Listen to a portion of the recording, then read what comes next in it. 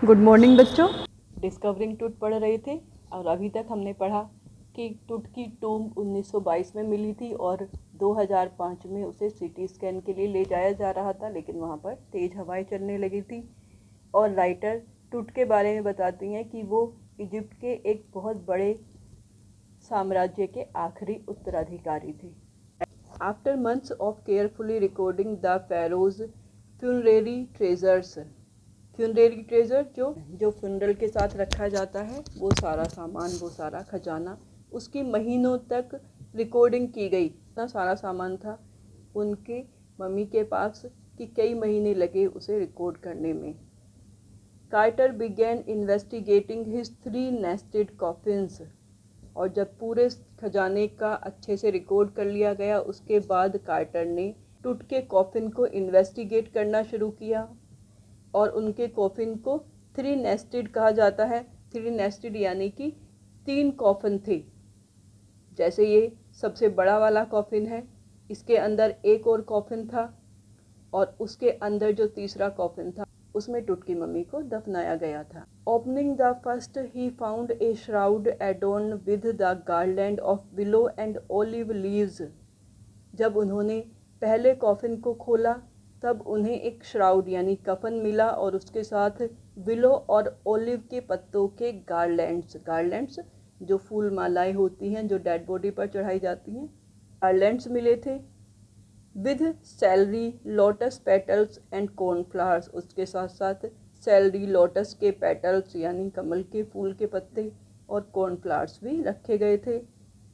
The faded evidence of a burial in March और April, ये सारे इस बात के सबूत थे कि उनको मार्च या अप्रैल में दफनाया गया होगा, यानी उनकी डेथ मार्च या अप्रैल में हुई होगी, क्योंकि ये सारे फूल पत्ते उसी मौसम में आते हैं। When he finally reached the mummy, और अंत में जब वो मम्मी के पास पहुँचे यानी तीसरे कॉफिन को खोला, do he ran into trouble, उनके सामने एक समस्या खड़ी हो गई। The rituals resins had hardened, जो रिचुअल के समय यानी अंतिम संस्कार के समय जो रेजिन्स एक तरह के चिपकने वाला पदार्थ होता है, तो जो रेजिन डाला गया था वो हार्ड हो गया, cementing to the bottom of his solid gold coffin, जिसकी वजह से टुटकी मम्मी अपने सॉलिड गोल्ड कॉफिन से चिपक गई थी, जैसे कि उसे सीमेंट से लगा दिया गया हो। No amount of legitimate force could move them, Carter wrote later. Carter ने बाद में लिखा था कि कोई भी लेजिटिमेट फोर्स यानी कितना भी हम कानूनी रूप से फोर्स लगा लेते, लेकिन वो मम्मी उस कॉफिन से हटाई नहीं जा सकती थी। what was to be done, तो क्या करते। The sun can beat down like a hammer this far south in Egypt, Egypt में गर्मी बहुत ज़्यादा पड़ती है, और राइटर कहती हैं कि इजिप्ट में सूरज की धूप एक हैमर की तरह, एक हथौड़े की तरह वार करती है, यानी कि अगर कोई गर्मियों के दिनों में वहाँ पर चला जाए तो उसे ऐसे लगता है जैसे कि कोई हथौड़े से उसकी पिटाई कर रहा है। And Carter tried to use it to loosen the resins, और कार्टर ने इस धूप का उपयोग करने की कोशिश की उन रेजिन्स को लूज करने के लिए। फॉर सेवरल आवर्स, कई घंटों तक उन्होंने टूट के कॉफिन को धूप में रखा ताकि रेजिन लूज हो जाए और वो मम्मी को बाहर निकाल सके। He set the mummy outside in blazing sunshine that heated it to 149 degrees Fahrenheit, उन्होंने ब्लेजिंग सनशाइन या तपती हुई धूप में मम्मी को बाहर रखा, और उस समय 149 डिग्री फ़ारेनहाइट पर हीट पड़ रही थी, यानी बहुत तेज गर्मी थी। नथिंग बज्ड, लेकिन कुछ भी नहीं हिला, यानी मम्मी कॉफिन से बिल्कुल भी नहीं हिली। He reported with scientific detachment that, इसके बाद कार्टर ने साइंटिफिक डिटैचमेंट यानी जिसके साथ कोई भावनाएं नहीं जुड़ी हुई होती, तटस्थ होकर लिखा था, the consolidated material had to be chiselled away from beneath the limbs. Carter ने लिखा था कि जो मटेरियल कंसोलिडेट हो गया था, यानी जो रेजिन्स मम्मी से चिपक गए थे, उन्हें चिजल्ड अवे किया जाना था। चिजल इस तरह की छेनी होती है, यानी उन्हें छेनी से काट कर बाहर निकालना था। beneath his limbs and trunks before it was possible to raise the king's remains. टूट के लिम्स और उनके ट्रंक्स को, उनकी पूरे बॉडी को छेनी से काट काट कर बाहर निकाला जाना था, तभी ये पॉसिबल था कि राजा के रिमेन्स, राजा की जो बॉडी है वो बाहर निकाली जा सके। In his defence Carter really had little choice. Carter के पास अपने बचाव के लिए कोई चॉइस नहीं थी। If he had not cut the mummy free, thieves most certainly would have circumvented the guards and ripped it apart to remove the gold। अगर वो मम्मी को काट कर बाहर नहीं निकालते तो चोर वहाँ पर आ जाते और वो गार्ड्स को हटाकर उस गोल्ड को चुरा लेते। यानी क्योंकि वो मम्मी बाहर रखी गई थी, अब वो कब्र के अंदर नहीं थी, बाहर थी, और ऐसे में कितने भी गार्ड वहाँ पर रखे जाते उसकी सुरक्षा के लिए, पूरी संभावना थी कि वहाँ पर चोर आकर उनके सारे सोने के लिए उस मम्मी को तहस नहस कर देते। In Tut's time the royals were fabulously wealthy. Tut's के टाइम में जो रॉयल्स थे, जो राजा महाराजा होते थे, वो बहुत ज़्यादा अमीर होते थे।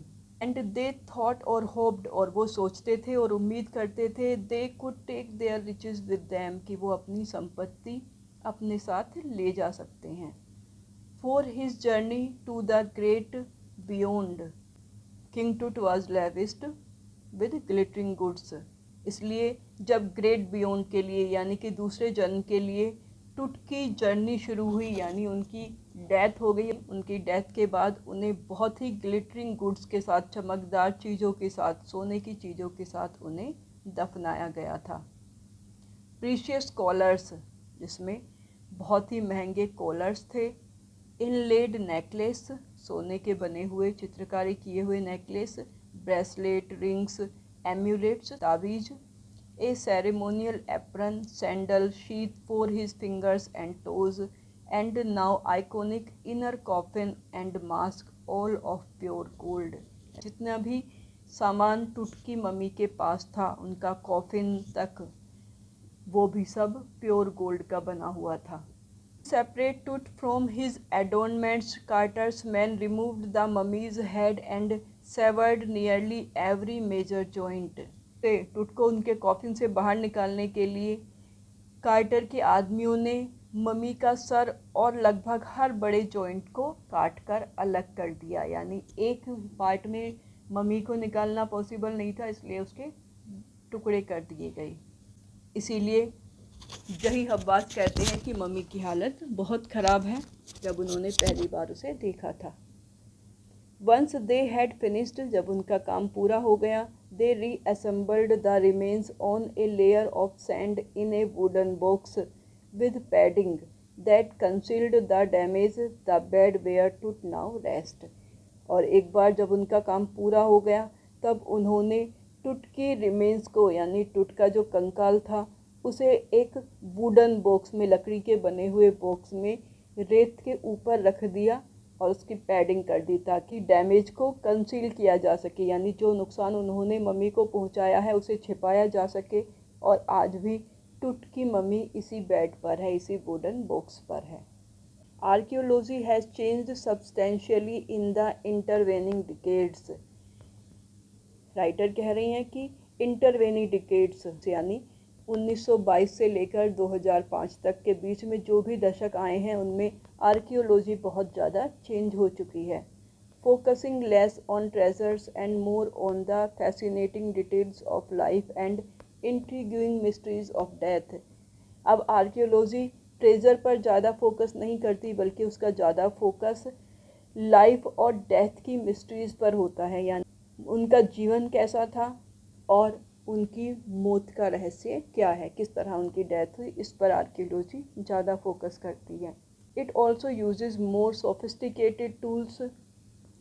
अब आर्कियोलॉजी के टूल्स, जैसे कार्टर ने चीज़ल का यूज़ किया था, छेनी का यूज़ किया था, मम्मी को काटने के लिए अब ज़्यादा अच्छे यंत्रों का उपयोग होने लगा है, इंक्लूडिंग मेडिकल टेक्नोलॉजी। और इसके साथ साथ मेडिकल टेक्नोलॉजी का भी यूज़ किया जाने लगा है आर्कियोलॉजी में।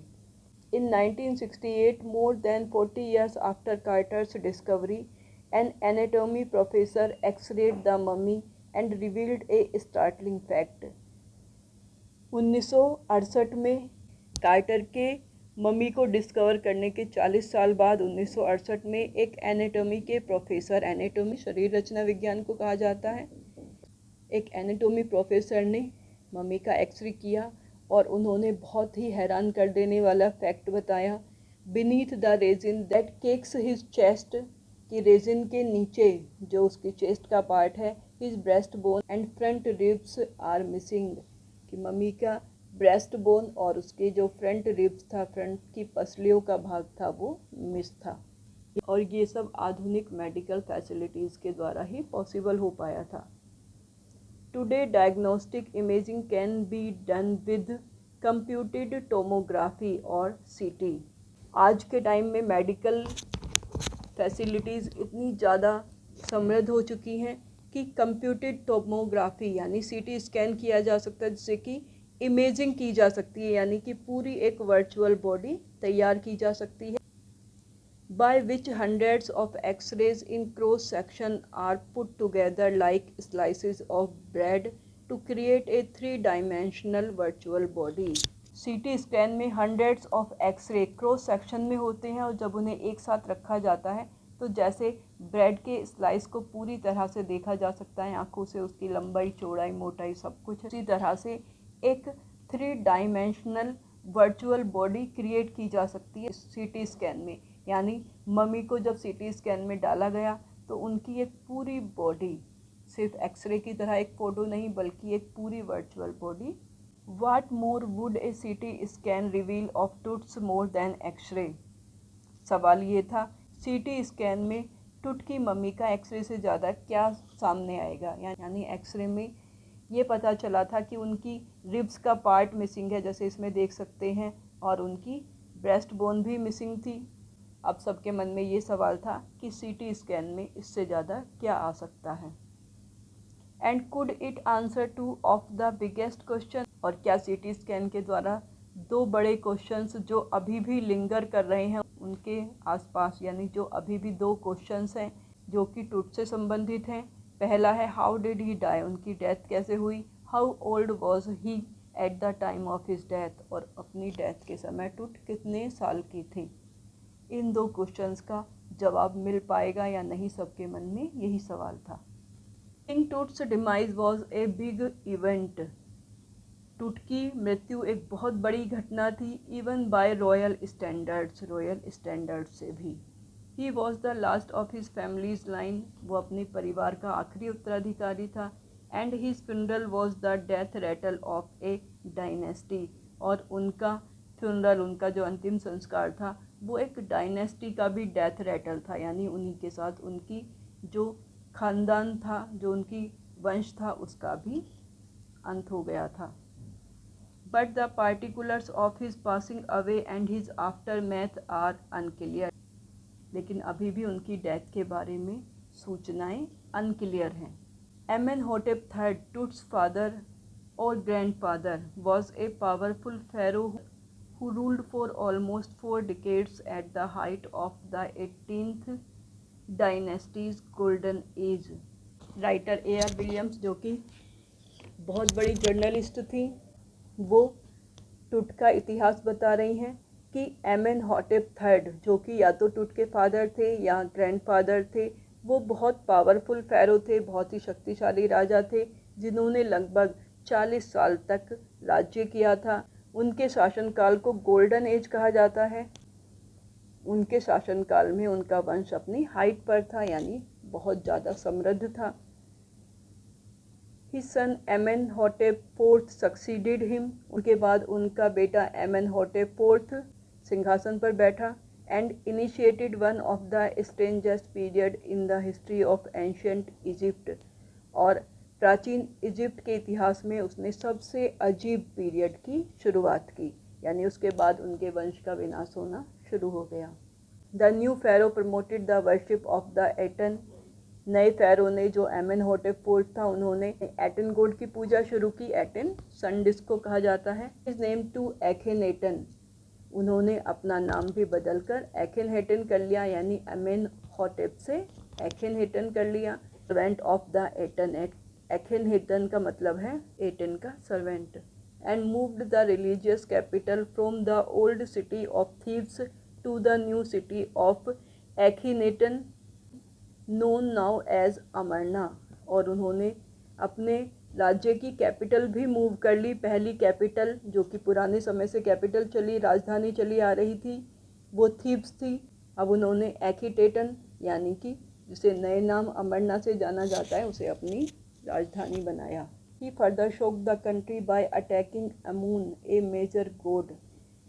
उन्होंने सिर्फ अपने राज्य का गोड ही नहीं बदला, बल्कि जो प्राचीन टाइम से जिसकी पूजा होती आ रही थी, एमून, जो कि इजिप्ट के एक बहुत बड़े गॉड थे, उन पर अटैक भी कर दिया। स्मैशिंग हिज इमेजेस, उनकी मूर्तियों को तोड़ना शुरू कर दिया।